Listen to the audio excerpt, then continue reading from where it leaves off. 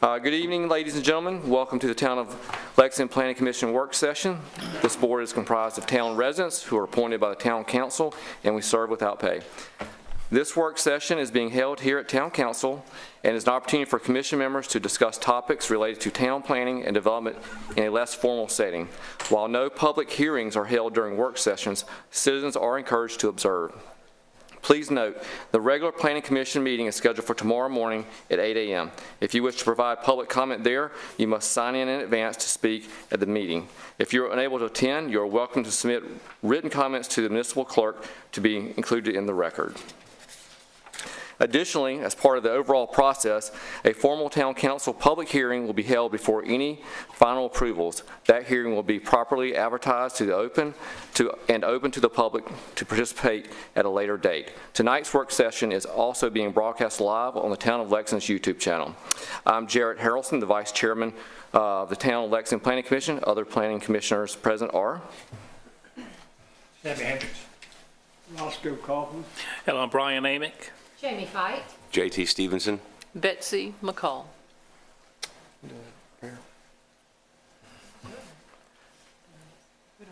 Yeah, okay. The work session will now commence. As Vice Chair, I want to note that I may be unable to remain for the entirety of the meeting due to a prior commitment I have at 7 o'clock. So I will turn this over to Commissioner Fight to assume the duties of the Vice Chair remainder of the meeting if we run out of time. Thank you.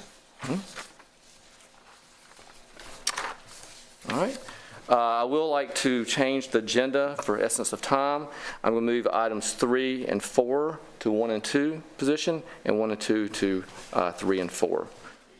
So we'll first start with annexation of Lexington County Tax Map 005300-01-014. -006-064-026 and -013 located in the 300 block of Bar Road. Good evening. Benjamin Satcher and Satcher Properties LLC own 191.08 acres of 5 separate parcels and a petition to annex the property. A 308-unit subdivision is being planned on the site.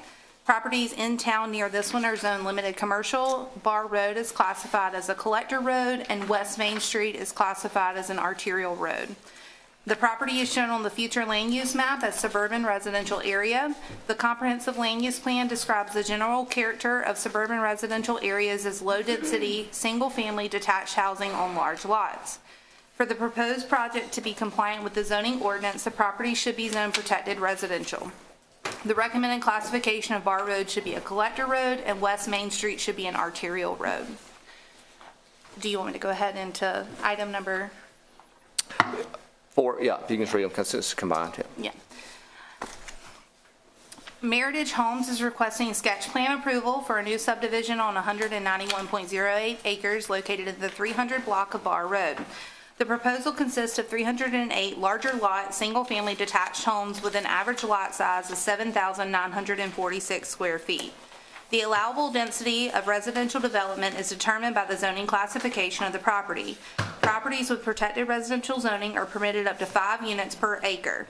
This development will have an overall density of 1.61 units per acre. Protected residential zoning requires a minimum lot size of 7,260 square feet. This proposal meets that requirement. The proposed lot sizes range from a minimum of 7,260 square feet to a maximum of 9,000 square feet. The submitted plan does not provide the proposed setbacks for the project. However, protected residential zoning requires a 30-foot setback from the front property line and a 10-foot setback from the rear and side property lines. The town's land development ordinance requires that at least 17% of the area be dedicated as open space. Based on this standard, a minimum of 32.5 acres of open space is required. The proposed plan includes 72.99 acres of open space, excluding any pond areas. The plan includes a 50-foot landscape buffer along Bar Road as required by the landscape and tree ordinance. An amenity area is proposed featuring a pool, clubhouse, pickleball courts, and several fire pit seating areas. The plan also includes a trail system that traverses the length of the property and aligns with the master trail plan being developed for the area. The code requires multi-use trails to be at least 8 feet wide with an additional 8-foot clearance on both sides and constructed with asphalt or concrete. Access to the development will be provided by entrances from Bar Road and West Main Street. There will also be an emergency access drive from the amenity area to Wing Hill Drive. A traffic impact analysis was not submitted with the proposal, but an analysis will be provided prior to issuance of a grading permit. The town will obtain an independent engineering review of the traffic impact analysis upon receipt. Preliminary discussions with the developer indicate that improvements will be required at the entrance on Bar Road, at the intersection of Bar Road and Wildlife Road, and at the intersection of West Main Street and Bar Road. The project is located on the site that is identified on the town's future land use map as suburban residential. The general characteristics of suburban residential areas are described in the comprehensive plan as low-density, single-family detached housing on large lots. Suburban residential development should include sidewalks and streets that connect to parks, nearby commercial, schools, and other civic uses. The area strives to integrate with larger streets and corridor networks, particularly the expanding local and regional sidewalk and trail system. This subdivision will include public maintained local roads. The proposed plan includes sidewalks interior to the subdivision. Additionally, this project will include roads constructed over pond dams, which will not be accepted by the county for maintenance. Do you have any additional questions for staff? Or do you want to let the applicant speak? Just for clarification, we looked at this project a few times before with a different developer and applicant before, but also the road agreement was not in place then. We had some special tax districts in place with HOA stuff, so that's no longer an issue now because we have the agreement. Correct. So that's road maintenance agreement is back in play. So that's just something just to note. Yes. And that was looked at roughly a year ago, just for historical. Okay. Any other statements before we let the applicant speak on it? And Randy Edwards, our transportation director, is here if you have any questions for him as well. Okay. Let's start with the applicant. Okay. Yeah.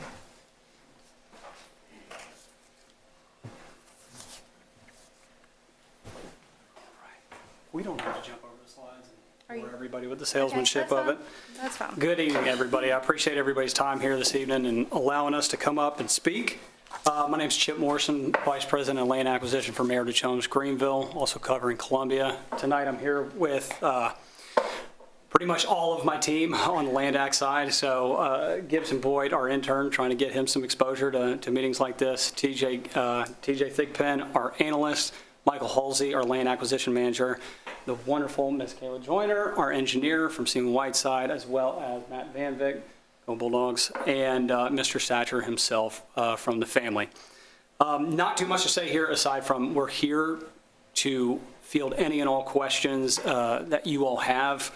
The one thing I'd like to highlight kind of first and foremost, and I think you'll probably back me up on this, is when we came with this project originally before the town, the overall attitude that we wanted to have, especially being brand new to the Columbia market, not operating here before, is to not do the typical big national developer thing, which is the bull in the china shop saying, hey, this is what we want to do. We're going to slam these units in here, and if the council likes it, then they like it. If not, then we'll fight it out. I've seen that fail too many times. So our thought process was, let's set ourselves up for success here in a brand new market. Let's come to everybody that we need to talk to, basically with hands held out saying, what do you guys want to see? How do we work together? Rather than just saying, hey, we just want a bunch of density and throw homes up as fast as we can and just get in and get out and on to the next project. So really the tone of our entrance into this market is one of collaboration. So we really do appreciate all of the feedback that we've gotten and your help. Thank you so much. With how to bring this correctly. We know we've had some folks take a run at this before. So when we put this plan originally together, it wasn't trying to reinvent the wheel. The directive from the very beginning with Ms. Kayla was, tell me everything about this project, what everybody liked and what everybody didn't like, and let's make sure that we check all the boxes for everybody instead of trying to come back up here with another just rebranded plan that looks the same, that gives the same heartburn for everybody. How do we put our best foot forward here? And that's what we think we have today. And if that's maybe not the case for y'all, then we would love to have a discussion about it and what y'all would like to see. Again, we don't want to have the attitude of coming into this market and saying, hey, we're going to run our business the way we're going to do it, and we're going to have our projects look the way we want them to look. As a former Horton guy, I've been there before. It's not too fun. We really want to be a part of the Columbia market as a whole, be a good quality partner for all the municipalities that we work in. And again, at the end of the day, we want to make sure that we're giving everybody, including the residents, council, planning, and the surrounding neighbors, something that really is a quality community at the end of the day. Outside of that, that is, so I said I was going to skip the salesmanship spiel, but maybe that was a little too salesman. But any questions, anything like that?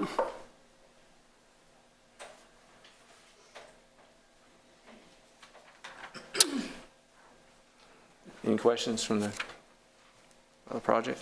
Jessica, Go ahead. on the setback, it says plan does not provide the proposed setbacks for the project.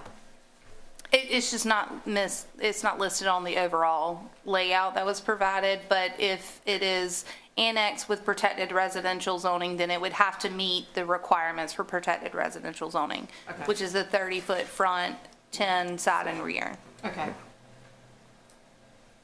And if I can highlight, just kind of to piggyback off that, we understand that the required open space within the community for a project like this would be about 32.5 acres.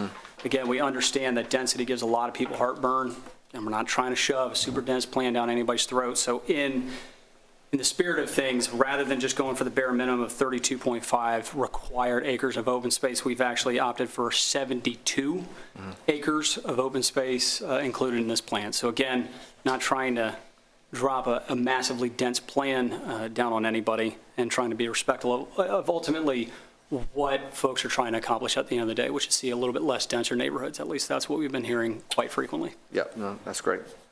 I think we discussed this on, and this is, I guess, unrelated to the actual building, but with the ponds, open space, is it going to be like fishing community, like ponds for the neighbors? I know, are you considering like a little bit of docks on there? Is it considered part of the recreation or no? We're going to include that into our amenities. Now, unbeknownst to me until tonight, apparently there's some pretty big bass sitting out there, so I think that would absolutely be a benefit for the residents. I don't know about it. We haven't discussed a stocking plan, but yeah. What I was just saying in general, it's not going to be just for detention or retention of water. It's just going to be, Correct. That's going to be actual use. ponds. Yep, I'll let you gotcha. talk to that, Kayla. Yeah, absolutely. Yeah, I'll go ahead and introduce myself. Kayla Joyner with Seaman Whiteside. And as Chip said, I've been working on this project off and on for, 2.5 years now? I've been working with Jessica and her team. So we've seen a lot of folks come through, take a run at this property. These guys have done a phenomenal job of taking that feedback, working with the town to kind of pull that into a cohesive plan. So to the ponds, that is a big value, is protecting those. So no stormwater quality or quantity will be utilized. So we're going to detain outside of those existing ponds. That's great. Yeah. And then while I'm up here, just to touch on as well, the traffic study in progress, that's been another big piece of this, coordinating with Randy and their staff internally, just to make sure that we're checking all the boxes there, that this is going to check the boxes that LTIP has already laid out for this area. So we got our draft study back today. So we're actually, excited to present that moving forward, and we have a plan with staff to enlist them for a third-party review with the internal engineer that's worked on the LTIP study. So just to further vet that, make sure we're doing everything we can to mitigate for traffic in this area and address those 3 primary intersections that were mentioned earlier. Great. Randy, she just Yeah. saved you some time. Perfect. Or me, right.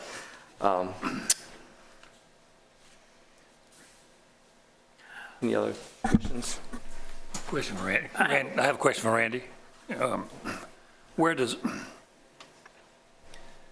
this intersection on Highway 1 at?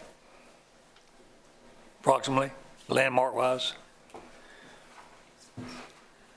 No, this exit. Is there a good, We've got an aerial here. There's that so it's, isn't this and that's also the property. right, this is the piece that they rotate this. Okay, so, do they have this or not? I don't think this aerial, we just Okay. have this aerial to get put together today. So isn't this where the boats roughly, so it's coming in right around 1743. Highway 1 is the address. So you know where all the boats are always for sale, the boat repair? That then there's a kind of a vacant little road that goes back to this property. And then there's the salvage yard. Familiar? Randy's, isn't the entrance right beside, the proposed entrance right beside Enlow's Auto? It's, yes, it's just, Okay, just to the east right. of Enlow's, yes. Yeah, so coming from Wing Hill, there's a couple businesses at Enlow's. I Right. think there's one other track, and then this track. Is there already a road there? There's a driveway back to this. There's just a Yeah, two-rut drive, really. yeah, that's really it. And right now, the plan is that Wing Hill would be utilized for emergency access. Wasn't there so that something would we remain had the last open, applicant but it do wouldn't at the serve as the entrance? primary Was it a double lane? In and out? Does that help you identify where it's, so Basically, how about the emergency access drive? Where does that go out to? that comes out onto Wing Hill? It's at the very end of Wing Hill. It's currently the access to the Hidden Tavern. Anyone that's ever, Depending on the traffic study, number one, reference to maybe a traffic light, is there a possibility that's going to be a traffic light there? that would most likely not ever not- warrant a traffic okay. signal. So the focus of the improvements are down at Bar Road. I Yeah, don't know what the Yeah. distance is, half a mile? Right, so half a mile down because of the eastbound volume to try to mitigate any stacking across this access. Speaking of stacking, didn't we, on the last applicant that brought this in front of us, didn't we widen the entrance off of Bar Road? Was that taken into account in this one? Was that, am I right or wrong on that What one? do you, when you say widen the entrance? I thought we what do you mean? had additional lane, yeah, turn lane. Yes, and that would be required in this as Okay. well. There will be auxiliary lanes at that access. Okay. okay. So pretty much all the feedback from all the previous stuff is included in this one. So a few of the points that are different are that the original, when I say the original one, the one that made it this far, the Satcher Road was going to be slightly realigned and the access was going to be there. There would actually be a little more corridor-style road that went through the neighborhood, but due to the decrease from PR2 to PR1, they're not able to make that work any longer. So those are kind of the things that are not in this plan that were in the previous. Where they decreased, yeah. Yeah. So the other thing that is Kayla and I have talked in length as to the Bar Road and Wildlife, just for clarity, that is one of the original LTIP projects identified in 2017, long before y'all were thought about, but so that is pretty much 100% on the table. There may or may not be a traffic signal warrant there, and they're aware that obviously if it's warranted, it's part of the mitigation, but if it's not warranted, none of us can just put it in. So in that intersection, they're aware of this, is being reevaluated in our second edition of the LTIP, which is anticipated to be completed by the end of the year. So we, the town, just for clarity, has independently hired that same engineer to review this. So completely not in their bucket at all, so. Gotcha. Speaking of, you were talking about time frame, what's this time frame different with the different phases of the project? Yeah, absolutely. And I think I might be able to probably kill two birds with one stone here because there was another topic that I wanted to address that I know that there's been some discussion about, which is school capacity and what the impacts on the schools would be. So hopefully I can do exactly what I'm saying is kill two birds with one stone here. So as it sits right now, what we project our first opening for our first sale would be sometime around March of 2028. So within the year of 2028, we would expect to see probably 51 homes in that year be constructed and sold. Which area? Which area are you talking about? Is it All of them? A, B, or C? We haven't decided on the phasing plan Okay. yet, just since we're looking at one, Okay. the lift station, the upsizing, and the most efficient way to go about doing so. So I couldn't tell you right now which end we're really going to start from. safe to say, I'd probably say we would start at the north on Area D just to make sure that our amenity is in place in Phase 1. That's typically a best practice for us to make sure that, hey, when folks are looking to move to our community or purchase a new home, they're not waiting, a year plus just for an amenity to go up. We're not selling a dream. Hey, it's there for you to actually utilize when you move in, of course, given the season. So typically, that's what we like to see. So I could safely assume, now I'm not my development counterpart. Unfortunately, he's out with his wife right now for elbow surgery, but I would say we would likely start from Area D and work our way north, or work our way south. Okay. So with that, the project lifespan looks to be from 2028 all the way to 2033. And over that course of time, we anticipate an addition per the conversation that we had with the Lexington Superintendent, Dr. Keith. We're looking at adding approximately 462 students in total. So what that looks like, broken down per their calculation, would be in 2028, 6 students added per grade, that is K through 12. 2029, 7, 2030, 7, 2031, 7, 2032, 7, and 2033, we would be only adding 2. So ultimately, throughout the lifespan of this deal, we would add a total of 36 students per grade over the lifespan of this deal. So just do what you will with that information. Just to address, I know there's been some discussion about schools. We typically see that a lot. Yeah, and I appreciate you addressing it. I just made, for clarification, we have 0 jurisdiction over schools. They're in their own deal. Yeah, but I appreciate you clarifying that for the record. Yeah. Absolutely, and out of the spirit of collaborative nature, we actually, though it's not required in the town, as we understand it, to get a concurrence letter from the school district, we still thought it'd probably be a good thing to do. Sure. So we have reached out, had the meeting with the school district. They're completely open to giving us, it's not really a concurrence letter, I would say, maybe you guys classify it that, but really the concurrence questionnaire.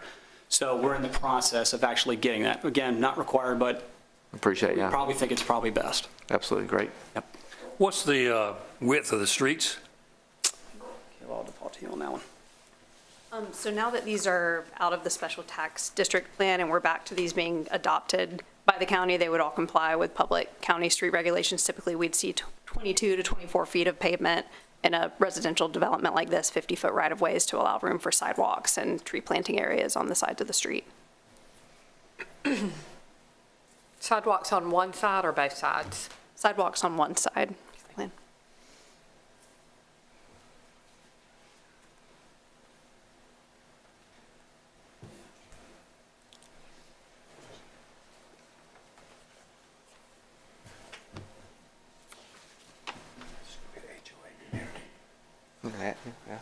Yeah, I'm sure it will be.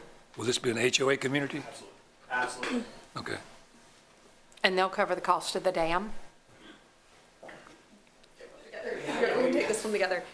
So the dam discussion's been a big part of this. You guys are actually already underway with a geotech to do some preliminary dam testing, make sure those are stabilized properly, constructed properly. We know that's a major piece of this, or those dam crossings, and those will be held by the HOA, the crossings themselves. So the county will not adopt those sections of road. That'll belong to the development long term. I know it's up to the HOA, but I think it would be, but Randy, are these streets wide enough as proposed for fire truck and ambulance? Yes, sir. Okay. So HOA could probably limit the parking on the street stuff. So many of these developments we have, you go in and you can't get by. So, okay, thank you.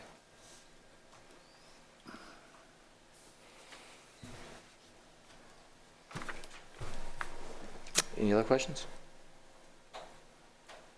Everybody good? Satisfied? Appreciate you being thorough. Yeah. Yeah. Thank you so much for your time. Absolutely. All right. Now we'll move to 1 and 2. item 1, Jessica, rezoning of Lexington County Tax Map 004322-06-003, located at 411 North Lake Drive. 5J LLC is requesting to rezone the rear portion of 411 North Lake Drive from protected residential to general commercial. The intent of this request is to align the zoning of the rear portion of the property with the front, which is currently used as an accounting office. Rezoning will allow the entire parcel to be uniformly zoned for commercial use. Properties in the immediate vicinity are zone protected residential, limited commercial, and general commercial. And currently, a CPA firm is located there, correct? That was the last use in there. I think it's actually vacant at this time. I'm sorry, last year. Right. And some clarification with this. If it's a split zoning currently, correct? Correct. So they're looking basically, in essence, they want the zoning to be the same to match, but in essence, based on our requirements, really, they'll be able to get parking there because they'll have to come back if they try to change the use. Right. So if any change of use happens on that parcel, they would have to meet current standards for access points, setbacks, buffers, landscaping requirements, parking requirements, all land development, zoning, and landscape and tree ordinances. And the buffer requirement is? From the protected residential on the side is a 50-foot buffer and a 50-foot setback. Correct, and it's a 90-foot, so it basically would. The width of the property is roughly 90 feet, give or take. Yeah. Any questions on that one? No. All right. Number 2, annexation of Lexington County Tax Map 00420-001-001-121 located at 631 Old Chapin Road. Lexington County Recreation and Aging Commission owns approximately 16.21 acres on the corner of Old Chapin Road and Old Cherokee Road and has petitioned to annex the property. A public park is being constructed on the site. Properties in town near this one are zoned limited commercial and protected residential 2. Old Chapin Road and Old Cherokee Road are classified as a collector road. The property is shown on the future land use map as suburban residential area. The comprehensive land use plan describes the general character of suburban residential areas as low density, single family detached housing that provides sidewalks and streets that connect to parks, nearby commercials, schools, and other civic uses. For the proposed project to be compliant with the zoning ordinance, the property should be zoned limited commercial. Okay. Any questions regarding? Jessica, I have a question. What is the timing of the completion of the park? I believe it's anticipated to be complete by September. Okay. Or before. We are hopeful that that will be done prior to the completion of the annexation process. Right. The reason I ask is that it appears that the deed reference in our packet has a deed restriction that the property would be used or completed within 5 years of this deed. It's not a warranty deed, but a deed of distribution, I think it is. So, and that was in 2020, so. Correct. I believe they will meet that deadline. Okay. And the restrictions will stay in place as well, correct? Correct. The restriction is for it to be a passive park, and that's what the intended use Great. is. And it's already been started by, of course, being September, it started in the Right, county, the so permits. we're annexing in for the town. Correct. The permits were pulled with Lexington County, and they're handling inspections. Right. I think we all agree a park's a good thing. But any other questions? Yeah, that's good. That's what the owners wanted. Right. Yep. Great. Appreciate them leaving it. Yeah. Anyone else have any questions for staff, comments for us? If not, motion to adjourn without any objection. So moved. Thank you for watching the Town of Lexington Planning Commission work session. On behalf of the Town of Lexington Planning Commission and staff, I wish you a good evening.